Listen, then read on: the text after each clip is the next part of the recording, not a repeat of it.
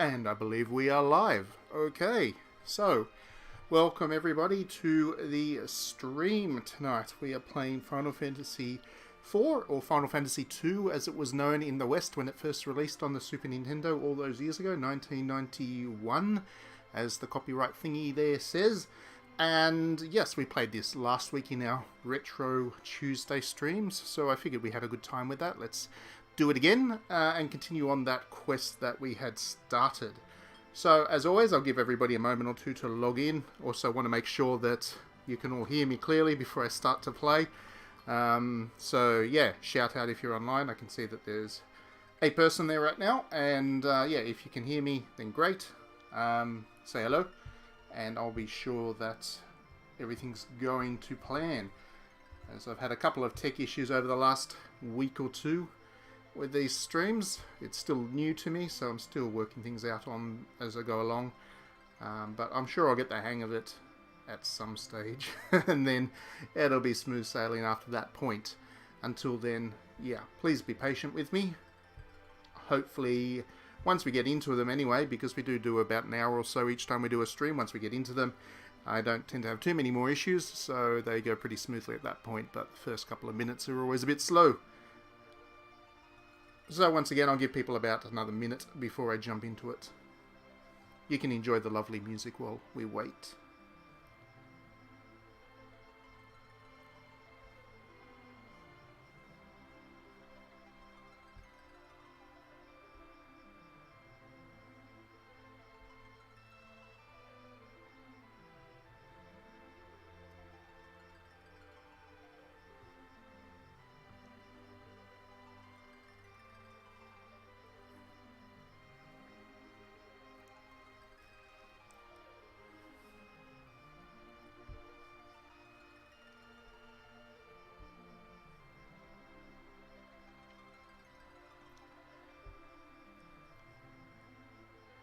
Okay, so to catch people up that might join the stream or might just watch this video as the first when they watch the playback, we are about an hour into the game at this point that we're about to start. We'd gone through the opening little introduction to our characters. We've met Cecil and Rydia, and for anybody who's played Final Fantasy IV, they know that Cecil goes into, he's a Dark Knight in the service of the King or the Emperor, one or the other, and he goes to a town on the order of the King with a special package. He gets to that town, and that package happens to be a bomb thing because the town is in opposition to the King. He wants it removed, and there's only one survivor left, which is Rydia, who's a little kid. Joins him in the party in the end because he decides that he doesn't want to be part of the Emperor's evil plans any longer. And we got to that point and then stopped. So the reason we stopped was we were up to the next dungeon, and I needed to level my characters up a little bit because as an older JRPG there was a bit of grinding involved, and I didn't want to put people through that because that's the one downside to older JRPGs. Walking around in circles is not the most compelling content. But through the week I went back and played a little bit more, so I've leveled the characters up to the point that they should be able to move on with the story without too much trouble, I think. It's been quite a while since I played the Super Nintendo version of Final Fantasy IV, so hopefully I'm at the right level that I can go through that dungeon and cruise, but we're about to find out, I guess. So as you can see, Rydia is level 11, and Cecil the Dark Knight is level 14. Now, when we finished up last week, Rydia was about level 6, so I've almost doubled her levels. It took me about half an hour of play when I was really just walking around in circles, so don't worry if you are trying to follow the continuity of this stream from one player to the next. You didn't miss anything. It really was just me walking around in a circle for half an hour fighting random enemies. The only thing that will have changed is that the character levels are higher.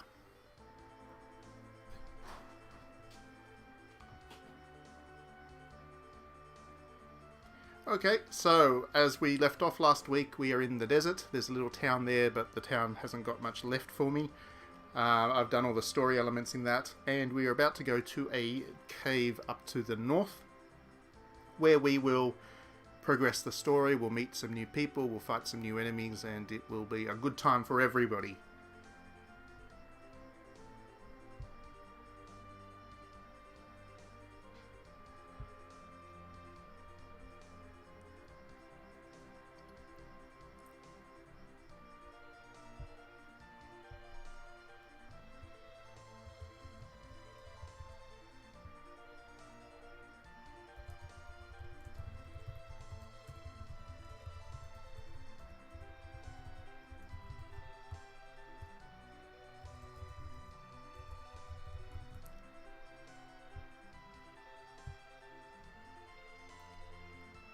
Oakley dokley. So, that was me just sending out one more tweet to encourage people to jump in and follow along with the stream.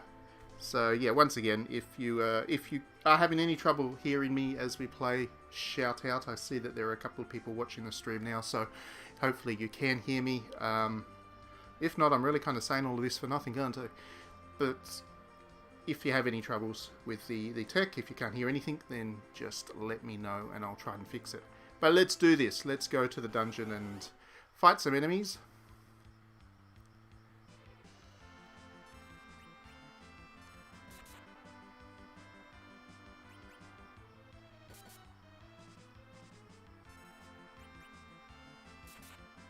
Now, because this is the older version of Final Fantasy IV, or the Super Nintendo version, there have been remakes in the years since, and the remakes have done quite a few quality of life improvements. So you would have seen in that battle there was no time bar, because later Final Fantasy games added a little ATB bar which showed you how long it was before your character's next turn. That's not there. You actually just need to wait for your characters to have their next turn. That's a point of inconvenience, I guess, for older Final Fantasy games which used the ATB system but didn't actually show you how long you had to wait. You had to kind of learn the rhythms of the game, so you knew roughly when your character's attack will come up. It's not so much of an issue with the smaller enemies, but when you get to boss battles, you can be sweating on having your next turn at times.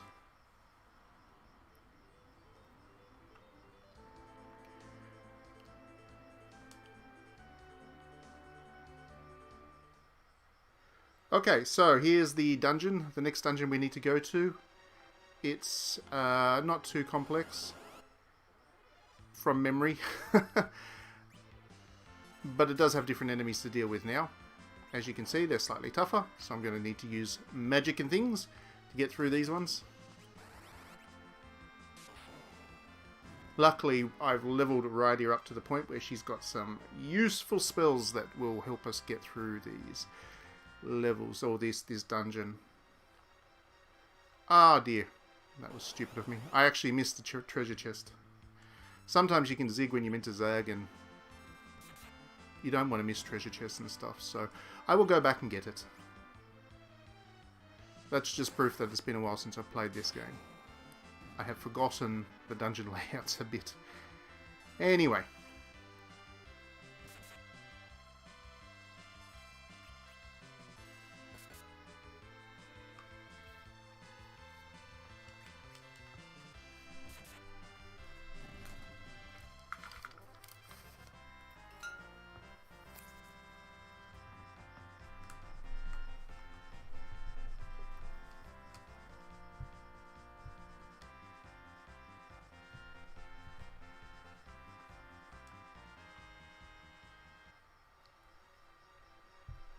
Alright, so we've fought that enemy.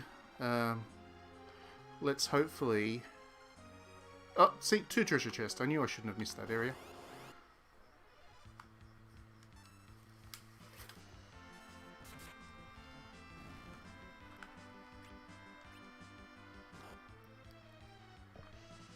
Of course, the problem with these earlier Final Fantasy games is also that the enemies tend to come on thick and fast. So it can be a process to work through a dungeon, but that's alright. That's why I leveled my characters up, so they could handle it.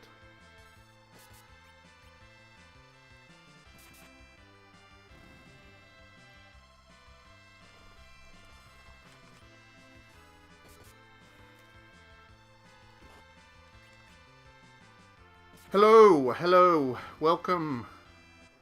I hope you can hear me. I haven't had anybody kind of start chatting to me yet, so I still don't know if the voice thing's even working properly, if the sound balance is right or anything like that. They're big fishes. They are giant, and yeah, they might be a bit tough on the eating.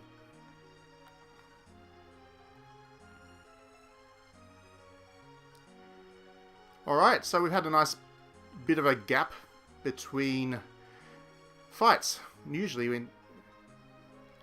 Hello, welcome. Ty Collins 92. I think this might be the first time you've been on this stream. It's great to see you here.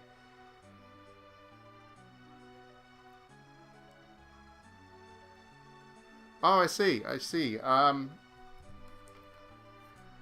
Actually, believe it or not, the PSP remake is one of the few that I haven't played. I guess the main version of Final Fantasy IV that I've ended up playing is the 3D one, the 3D remake that they released on the DS. I played that a great deal, more than a few times I've played that one through, and that's kind of become my default. But I've also played the GBA remake, and that was quite good. Had the quality of life improvements. I can't remember if... I mean, I don't know if that's the same as the PSP one, but definitely the Super NES one is a little bit raw compared to those other ones.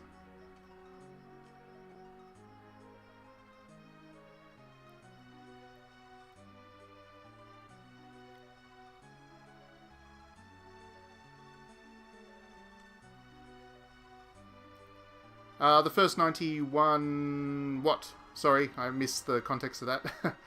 And we're about to meet Old Man. Old Man's my favourite. I really like Old Man. He's a great character.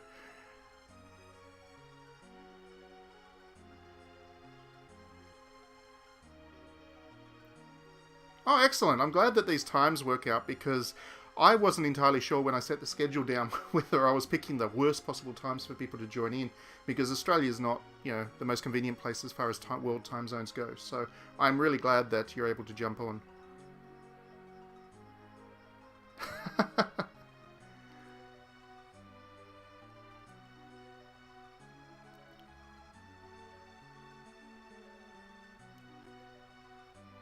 Well, now your name makes a lot more sense.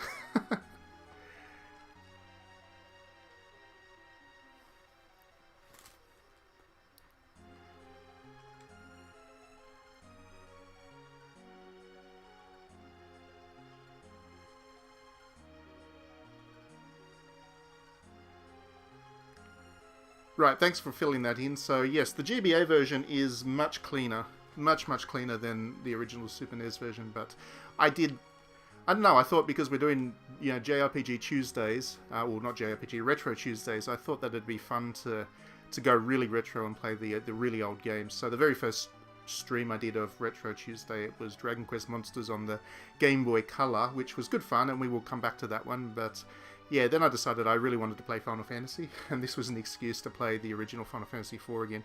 I very nearly picked the very original Final Fantasy from the NES, but I figured that might have been a little bit too old school to be enjoyable watching for a lot of people.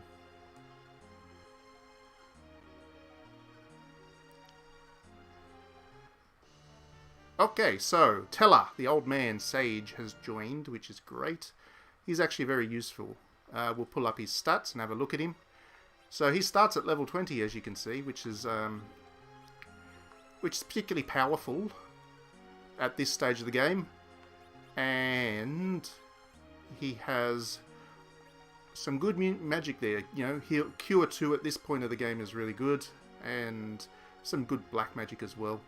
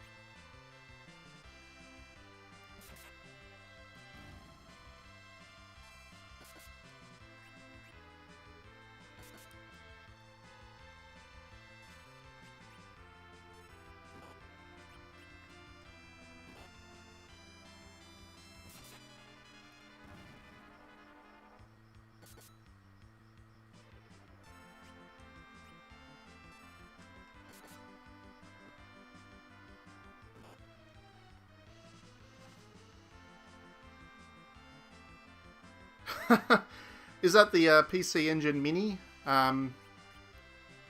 Is that the new one? Is that new, the PC Engine Mini? I read a thing about it the other day, and I can't remember having heard of it beforehand, so I figured it was like one of those new micro consoles, but yeah.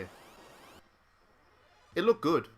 It actually looked really good. I have never played a PC Engine game in my life, so there was that, I guess, that was appealing as well. Oh, nice.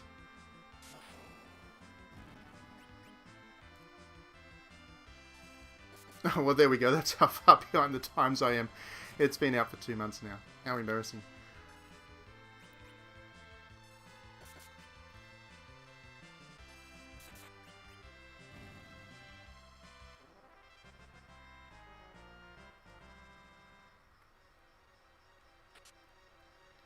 I gotta wonder how long it'll be before Nintendo announces the N64 Mini, because it's coming.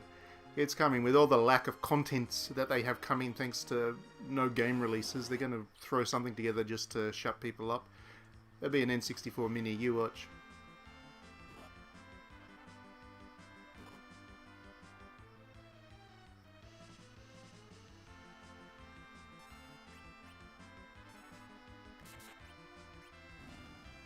So the PC Engine Mini, that has a really good Castlevania on it, doesn't it?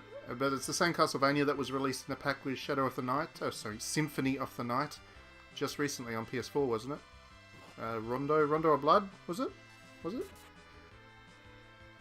I'm just taking wild stabs in the dark here, but I do know that there's a really good Castlevania that's got a good reputation on that console. Yeah, Rondo. There we go. Phew.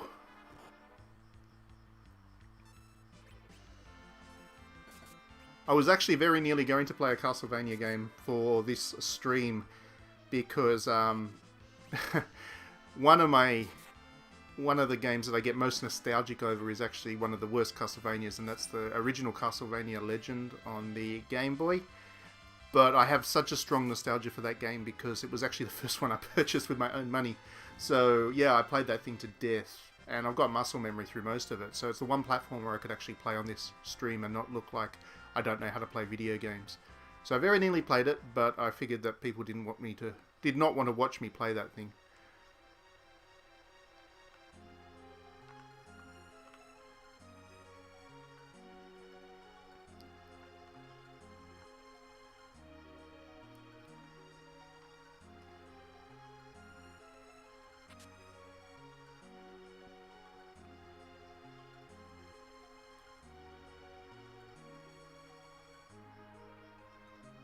Well, maybe that console's not for me then. If 25 of the 58 games are shoot 'em ups, I am absolutely terrible at shoot 'em ups. That is one of my worst, my weakest genres of all. So maybe it's best I don't play that then, because half the games will not be much value to me.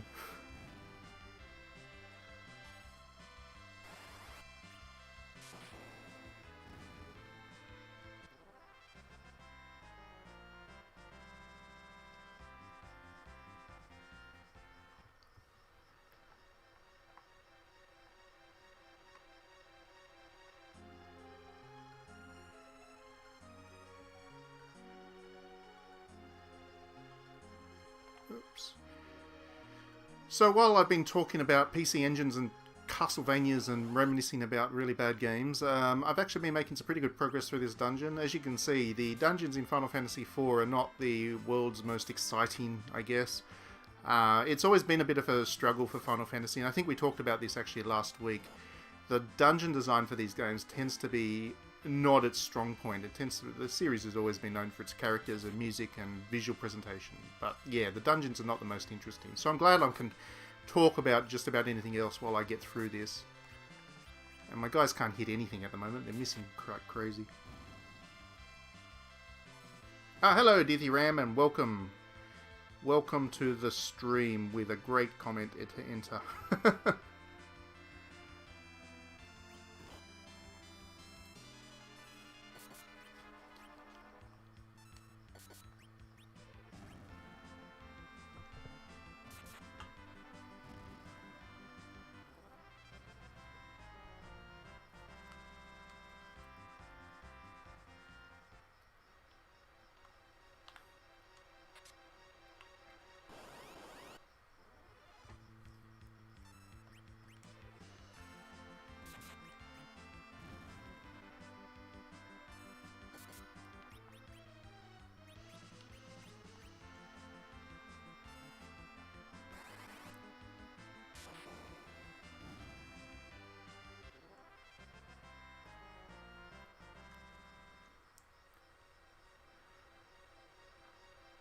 Okay, so we're still making progress, still fighting enemies, etc, etc.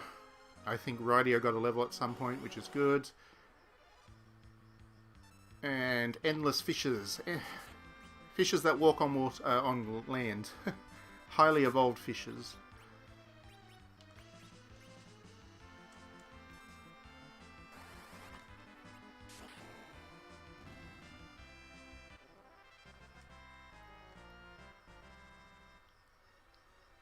But it does look like the grinding I did in between games has been worthwhile since I'm cruising, not having too much trouble here. Okay, so here we've got a rest point. And that's a good thing.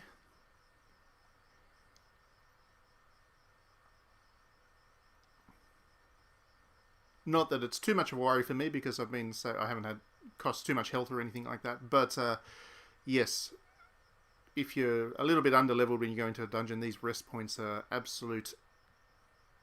They're miracles. they're exactly what you need.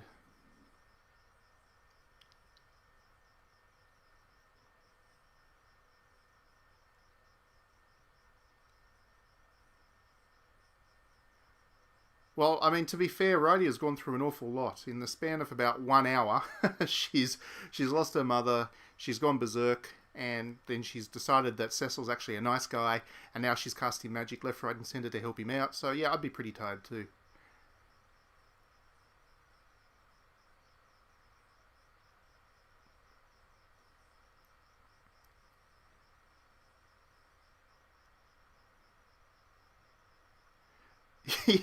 Yeah, especially when it's like just on dirt.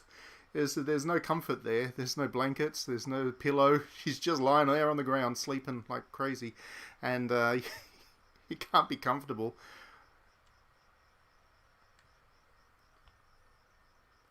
Anyway, we shouldn't be joking too much. This is a very tender scene. Teller's talking about his daughter, and um, he's a soft old soul. He is.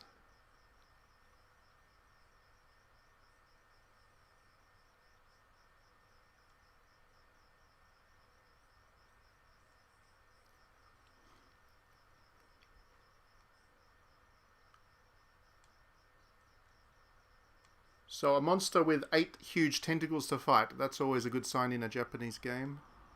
Ha ha ha. I remember the first time I played Final Fantasy IV, a very long time ago, I struggled with this boss, something severe. So I hope I don't embarrass myself on this stream and forget how to defeat them. I'm sure I'll be right now. I've played enough JRPGs in the years since. But yeah, when I was very young and inexperienced, I think I tried to take on this boss without being leveled enough and got all kinds of stuck. What I will do is just save, because that's the smart thing to do at this point. The Spoony Prince. I can't remember, did they actually keep that line in Final Fantasy IV in the proper translations in the years since? Because I can't... Spoony bards.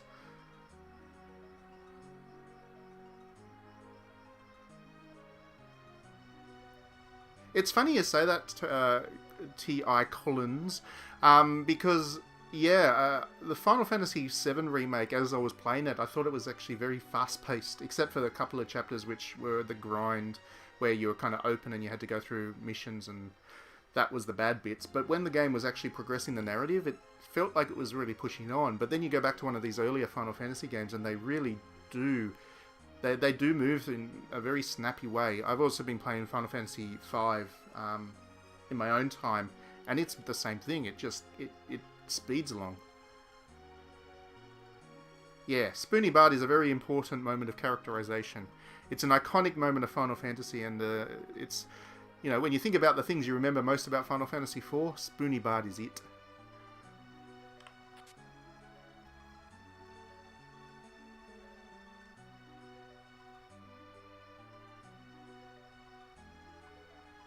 Okay.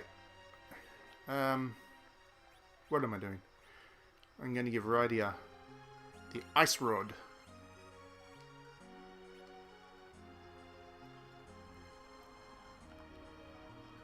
Also, I love how this game doesn't properly explain what anything does. You see the little stats improve, but, you know, it doesn't actually say that Ice Rod does what it does. So if you're not that experienced with JRPGs, you have things much easier now. Back in those days, a JRPG, I imagine, would have been quite inaccessible to newer players. I honestly don't remember how I got along with the first couple of attempts I played of JRPGs. I think I loved them because of the characters and the setting and the music and stuff, but I think it did take a while for me to get a handle over the various mechanics, which were never quite explained properly back in those days.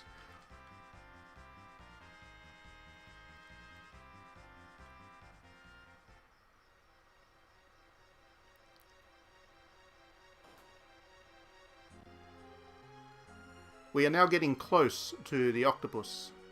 Well, the 8-tentacled monster, which we all know means octopus, but, oops. Jellies. Ah, yes, that's true. That's true. I remember the manuals. I remember the manuals being this really great thing because, obviously, back then I was young and I relied on my parents to drive us everywhere. But, I remember whenever we went to the game shop, because I actually lived in a country town which didn't have any video game shops anywhere around either. I remember getting in the car, going to a game shop, and then the manual was there to keep me entertained on the drive home while I was really excited to play the game. So yeah, I do miss manuals.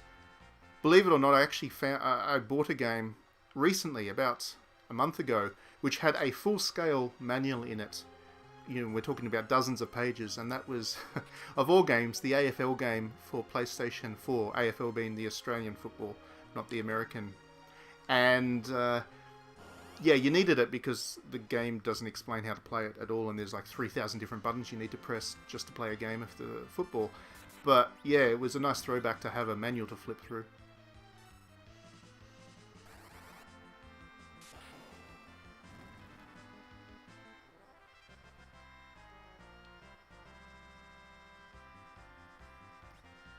I always thought that it was a bit of a missed opportunity that they didn't continue with manuals, not because the manuals were needed these days to explain how to play the game, but because there's so much they could do with those manuals in terms of adding context to the video games, giving you little stories, just not necessarily, you know, go full collector's edition with a book and whatever that you end up having to pay additional money for, but a little manual just to give people that additional bit of context. I would have thought would have been a clever marketing ploy for developers, because especially in the days of social media, people would take, you know, photos of their manuals and joke about whatever's in there. So it would have been a good sharing opportunity. I don't know why. I know these things cost a little bit of money to print, but I can't imagine it'd be that much.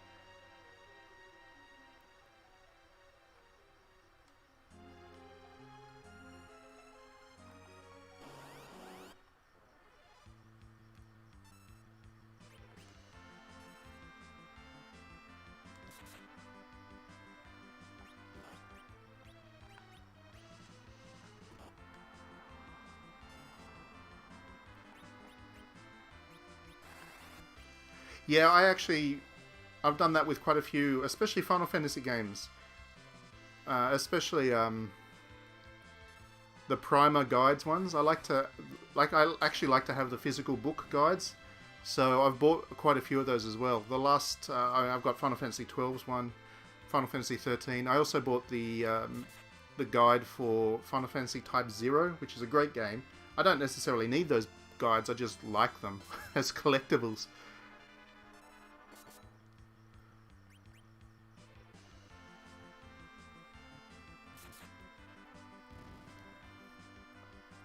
Yeah, I can imagine Cosmic Star Heroine would have a good manual. That guy, oh, what's his name? Robert Boyd? He's definitely a nostalgic person. So I'm not surprised that his games have that kind of level of detail in them. So anyway, as you would have seen, I found a secret passage, which means treasure and stuff.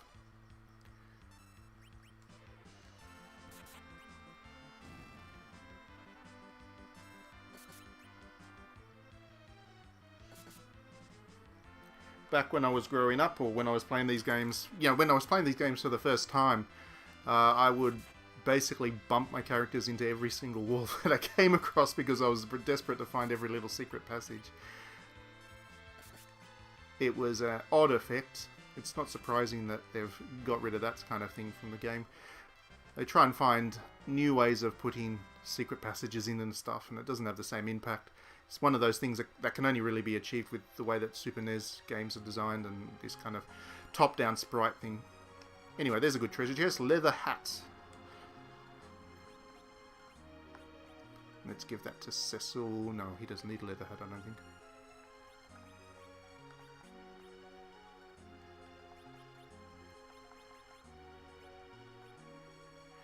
We'll give it to Teller.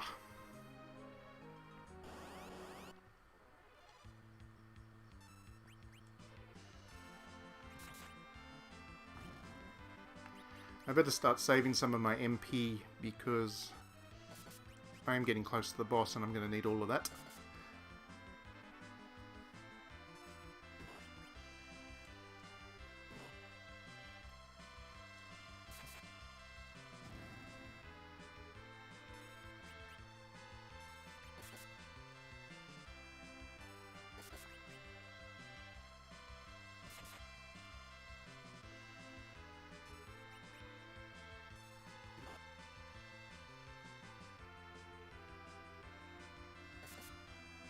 Ah, okay. Thanks for the hint, Ty Collins. I will remember that. It's easy to remember Tidus from Final Fantasy X. That's the best way to remind me of how to say things. Reference something from Final Fantasy.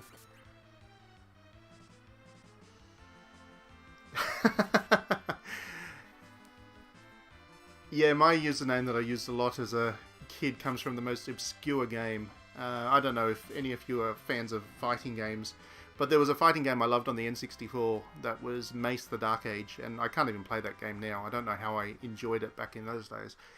It's a pretty terrible fighting game. But anyway, Mace the Dark Age had one character called Al Rashid, who was this, obviously this Arab-style character that would cause big tornadoes to fly out all over the place as his kind of attack, and he used 2 scimitars, and I was right into 1001 Arabian Nights when I actually played that game for the first time, so Al Rashid became my favourite character. That became my username back in the early days of the internet. So, yeah, I know where you're coming from.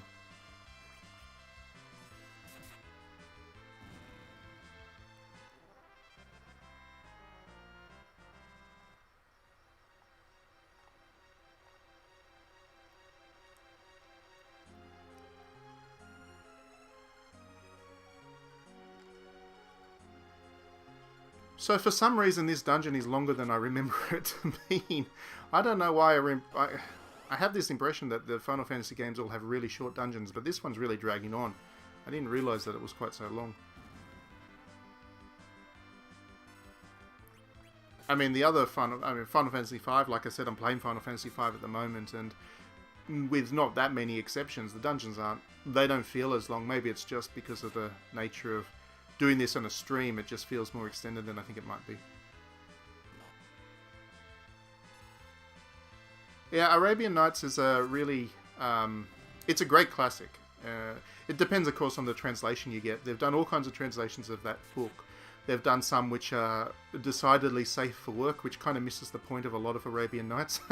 They've also done some which are just not very good quality. But there are... I can't remember the name of the best localization.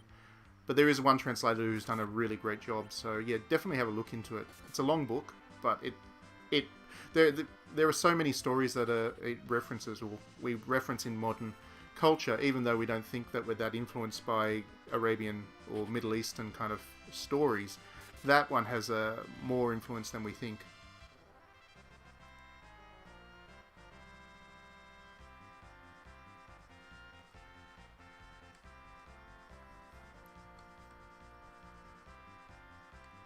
It has been a long time since I played Final Fantasy II. As I think you mean Final Fantasy 2 as in the Nintendo Final Fantasy II, not Final Fantasy IV.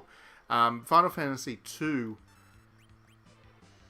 the thing I remember most about that is Guy, because Guy comes out of nowhere to say Guy speak Viva.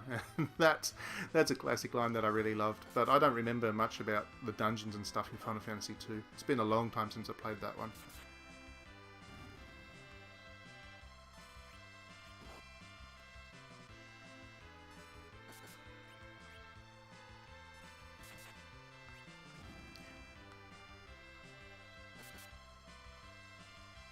Though it's not from lack of respect from Final Fantasy II. I know it's kind of a dark horse in the series because it does things with the combat system which a lot of people don't agree with, and it's obviously a very old game now, so it feels primitive to play.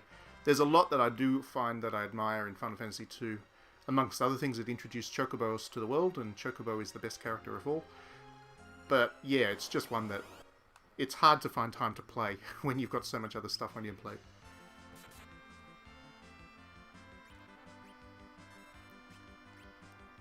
Yeah, it's also the problem that I have with a lot of Japanese books too, when I try to, especially classics. If they have been translated, they've been translated by one person, and it might not be the best translation out there. I mean, everyone's read, you know, Soseki and Murakami and whatever, and the quality of those translations is fine because they sell well. But once you start getting into other authors, you've got to go into reading the book with a sense that there might be a different way of going about the translation.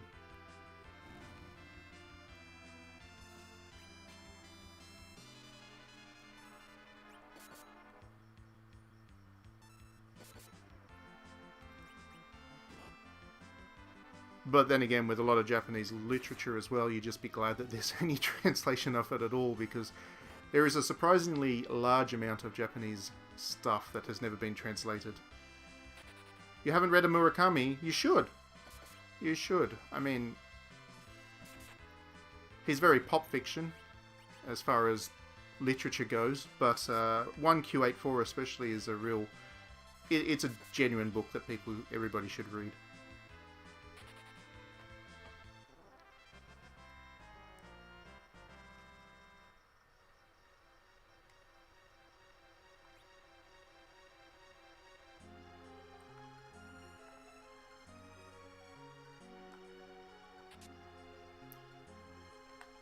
I tell you what, one of the things I love about doing these streams at the moment is we end up talking about books and all kinds of great stuff. I wasn't sure how the streaming would go once I started doing it, because it's something that I haven't done before, but I think we found a good group of people that jump onto these things and we have good chats. I really enjoy these.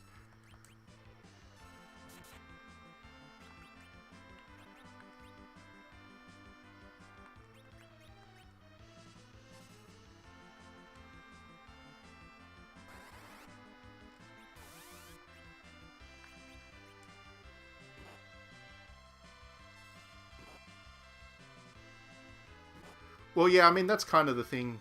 I mean, it's not Murakami's fault that he is the guy that everybody reads. And I think that unfortunately means that some people don't check him out when his books are actually good. Another one that is I would highly recommend is Norwegian Wood.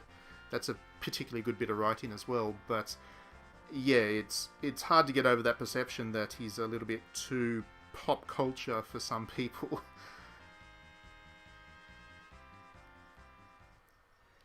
There's a I'll try and find it for you. There's a really good article.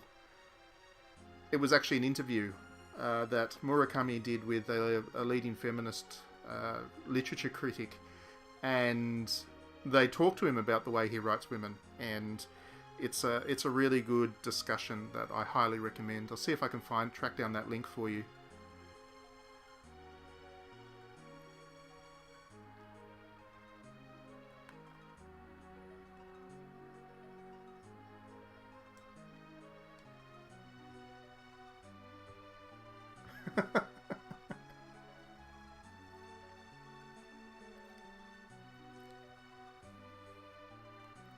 Okay, so just to quickly bring it back to the actual game that's going on that I've barely been paying attention to myself as I've been talking to you all. We're about to fight the boss, finally. We finally got to the boss of this thing. So I'm going to quickly heal. I'm going to quickly heal my characters up. And then we'll be ready to fight this thing, I hope. I think I should be at enough level.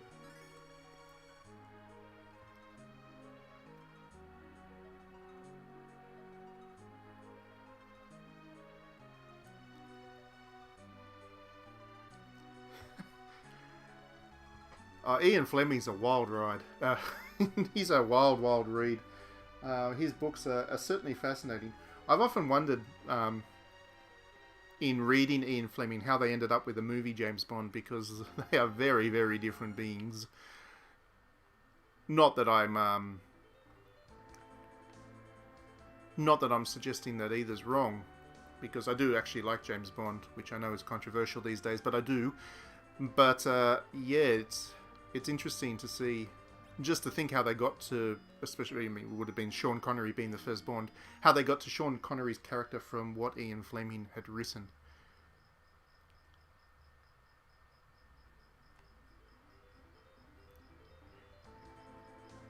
Okay, so I've got a chance to save here. I will do that.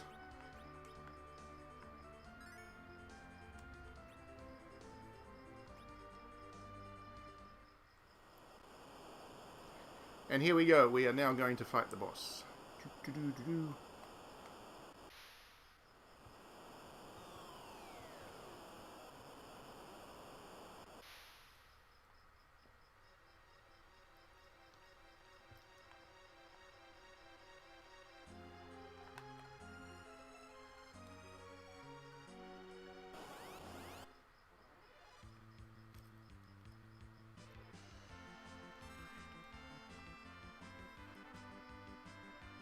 Yes, absolutely. I'm a big fan of Kirino. Really big fan, actually.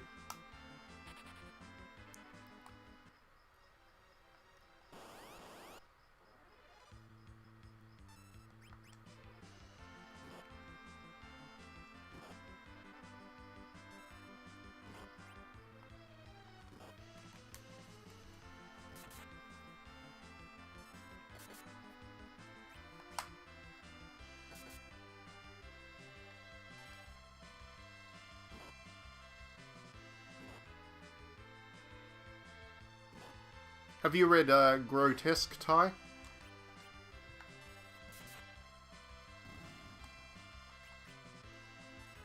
Grotesque would be my favourite Kirino novel.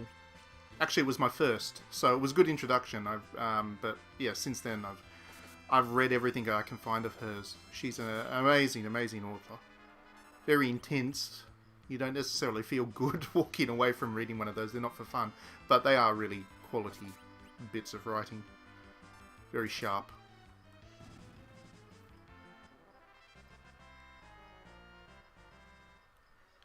I mean, there's two of hers which would be particularly popular. I think Grotesque is one. What's the other one? Out. I think Out is the other one that is particularly well known.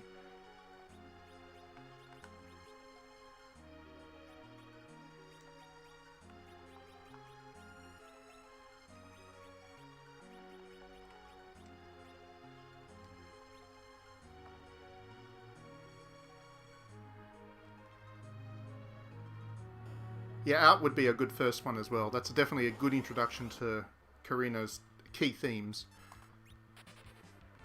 I really don't like fighting the tiny mages, that's why I keep running away from them. Also, I just want to get to this damn boss.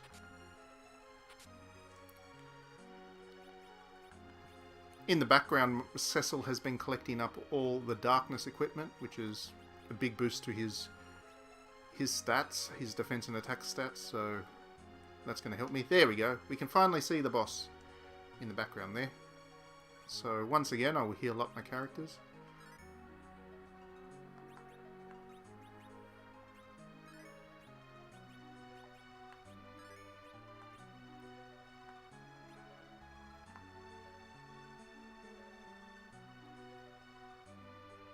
I have not read Shoujo Teikoku yet. No. And no, I haven't read the Goddess Chronicle yet either.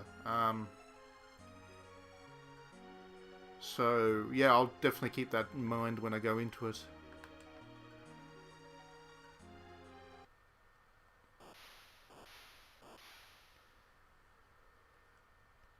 Octomam. Octomam. Okay, we're fighting Octomam now. Which is this ugly thing. So really what you got to do is you got to defeat as many of the legs as possible quickly. Because, yeah, slow them down. Slow the boss down. Thanks for joining, Ty. Really appreciate you jumping in. Hopefully we can get you again soon. Thanks again for you know, for watching. Glad you're enjoying what we're doing. So yeah, great to have you on.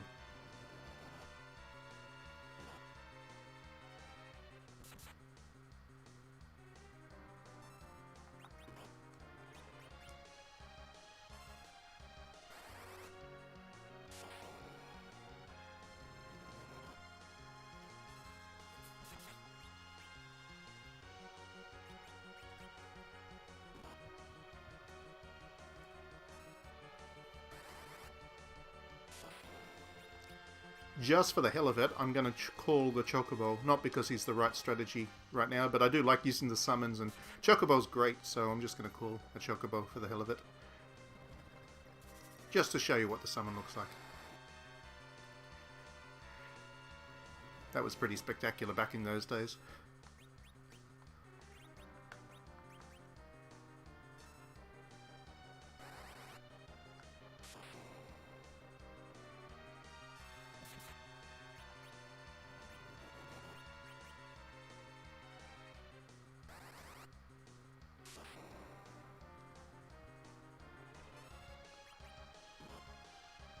So as you see, the boss has been slowing down as I've been killing off his legs, so yeah. It seems like my characters were off the right level to take him on, which is what I was a bit worried about going in. I wasn't quite sure if I'd done enough, given how long it was since I last played Final Fantasy IV. So yes, I'm right on top of things. He's down to one tentacle now. And that wasn't so hard after all.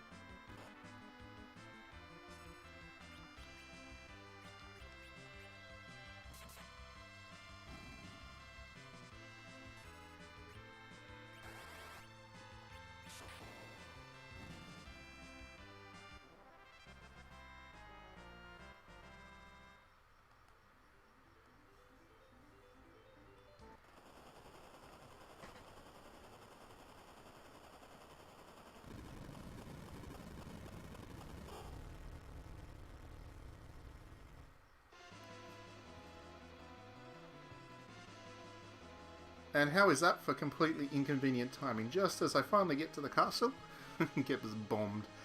But that's alright. That's part of the story. And yep, it has been destroyed. People dead everywhere.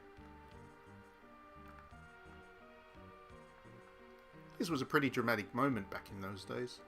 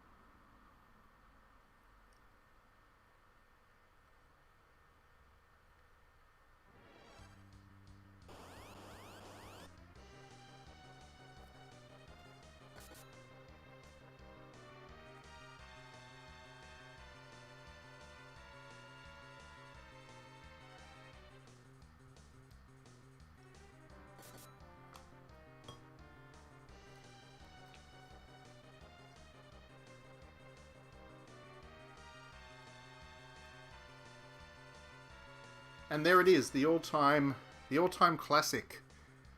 Final Fantasy IV line, "You spoony bard." Such a dramatic moment to have such a delightful comment. Um, yeah, it was worth it. It was worth playing all the way up to that point.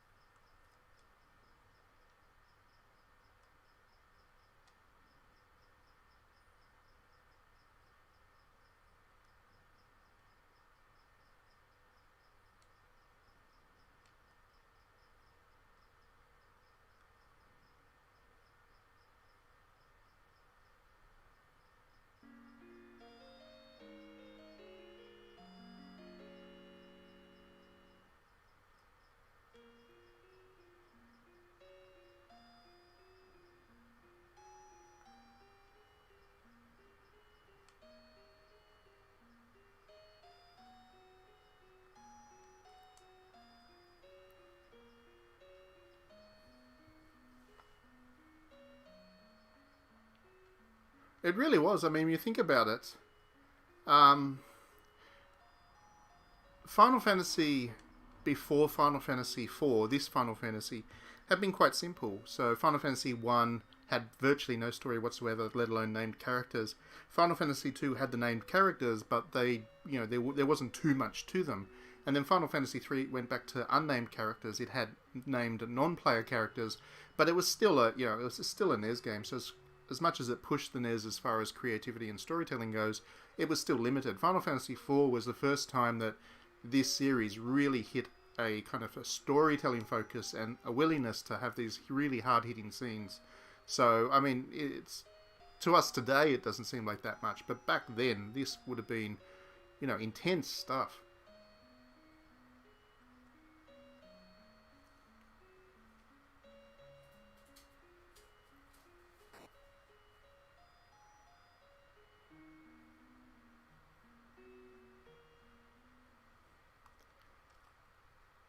And I love the way that the game actually has this rolling cast that come into and out of the party as the game goes along. It just helps have this. It has this vibrant sense to it that there's a flow to the narrative. That's with the characters moving in and out of the party, the story's pushing towards something at all times. Whereas a lot of the earlier Final Fantasy games, where you had the same characters throughout the whole thing as your core party, it felt like you could get kind of stuck in the process of playing through the game. Whereas this one never lets you do that. Very innovative storytelling as far as JRPGs go, this game.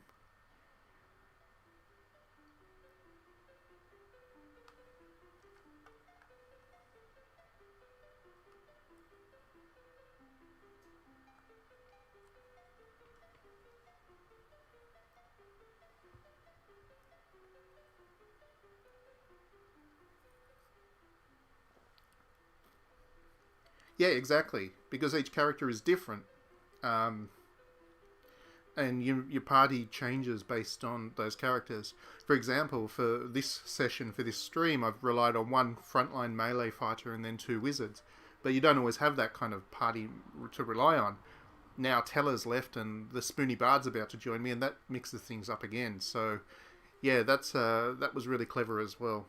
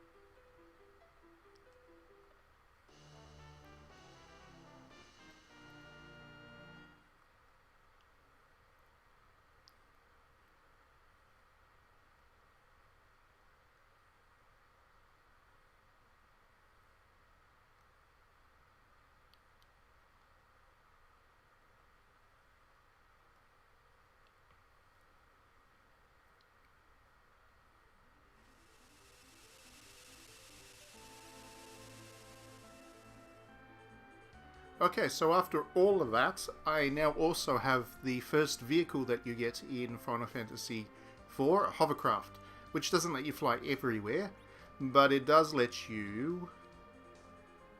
what was I going to say? It does let you move across shallows, as they mentioned in the cutscene, which is neat. I can't remember if the bard is a frontline or back fighter.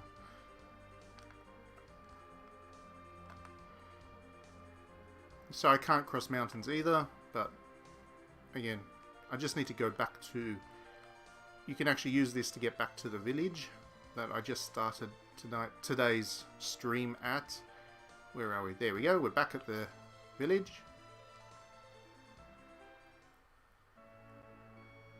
The Dark Knight Rises. There we go. Thanks for confirming that. I thought I did the right thing putting him in the back. That was just muscle memory putting him in the back row. But yeah, so if I use him in a battle, we can see how the party's changed a little bit.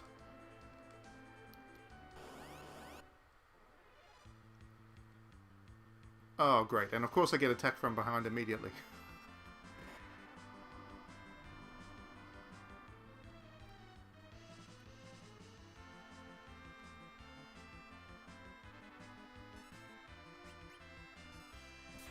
But that's alright. These enemies are all so weak now, it doesn't matter.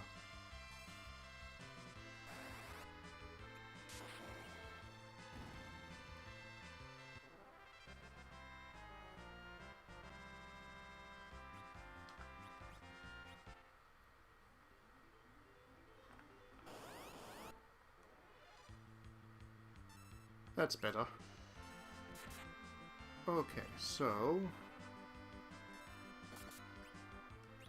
The bard has the ability to sing, because bard, but nothing happened there.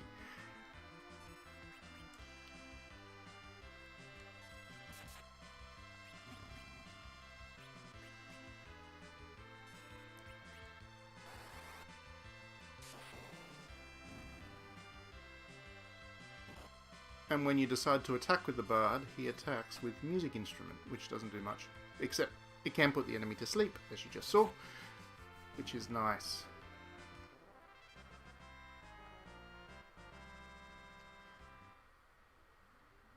Anyway, I will just save. It's been a while since I last saved. Better do that.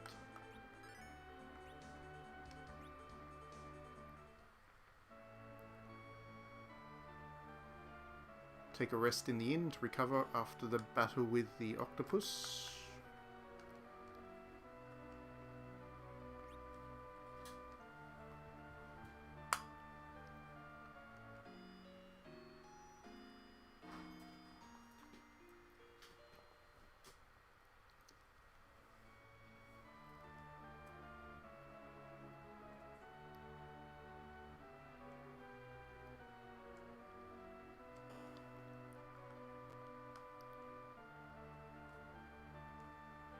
Okay, and then I will just save one more time, because I have an obsession with saving every couple of moments when I get the chance. And after all of that, I think this is a good time to finish up with the stream tonight, simply because, once again, we're now between things. The next job I have to do is go over to an antlion's den, which means more dungeoning, more boss fighting, and that'll be a good place to start the next stream. Besides, I want to level my little bard guy up a little bit, so he's a little bit tougher going into that dungeon. So thanks as always for tuning into the stream. I hope it was enjoyable, and thanks for chatting with me as we play. And we will be back on Friday for the next stream, where we do DDNet After Dark. We'll play something a little bit fan servicey, not sure what at this stage, but it'll be fun. So yeah, have a great week everybody, and we will see you next time.